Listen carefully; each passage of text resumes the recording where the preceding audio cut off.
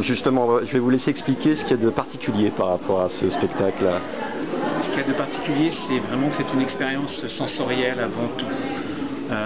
Avant d'être un texte de théâtre, avant que ça soit une représentation théâtrale, c'est une expérience qu'on tente avec les spectateurs. Les spectateurs ont les yeux bandés, les comédiens ont les yeux bandés, et il y a une ambiance sonore du début jusqu'à la fin de la prestation. D'accord. Donc, qu'est-ce qui a motivé justement ce choix parce que c'est quand même très atypique comme... Oui, tout à fait. C'est l'idée d'aller chercher un petit peu dans les marges. Hein. C'est vrai que dans la compagnie, on essaye d'avoir une réflexion autour des choses qui ne sont pas tout à fait la représentation classique théâtrale. En tout cas, c'est la recherche qu'on a en ce moment. Ensuite, c'est aussi une rencontre que j'ai fait avec un monsieur, Pierre Achache, on remercie à la fin, qui est donc un monsieur aveugle, voilà, qui est par ailleurs un chef d'entreprise de la région grenobloise et qui a un dynamisme absolument incroyable. Et c'est en discutant avec lui que vraiment le projet a commencé à prendre forme. On va dire ça comme ça. D'accord, donc ce Pierre Achard, c'est ça? Achache. Donc vous a inspiré ce... Non, c'est pas inspiré, c'est pas ça. Simplement, il nous a aidé à réfléchir sur ce que c'était que la cécité et qu'est-ce que ça pouvait apporter aux gens d'être dans cette expérience les yeux bandés. Voilà. Lui était très moteur, très intéressé par ce projet-là. Et donc, c'est un travail de collaboration. Il a suivi notre travail. D'accord.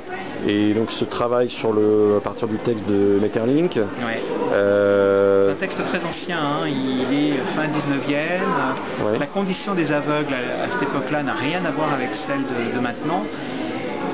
Et pourtant, il y a des échos, il y a pourtant des moments où ils sont effectivement très seuls et confrontés aussi à l'absurdité de la vie. Je pense qu'il y a quelque chose comme ça. Et d'autant plus qu'on place vraiment Maeterlinck comme un précurseur de ce genre de théâtre. Et bien après est venu Beckett, par exemple. Voilà.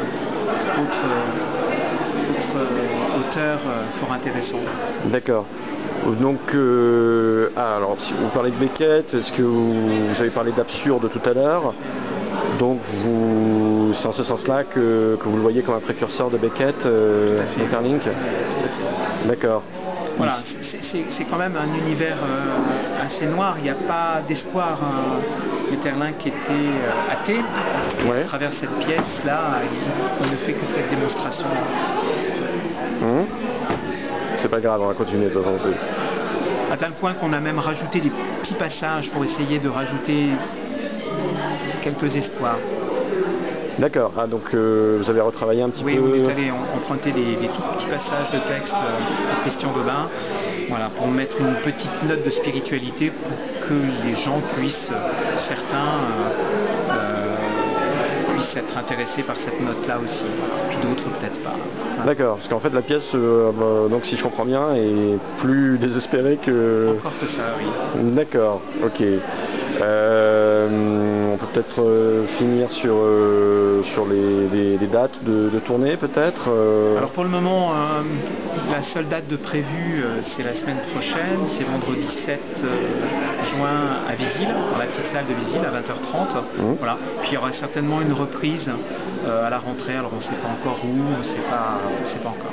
D'accord, ok, très bien. On communiquera dessus. Très bien, merci. De rien, merci.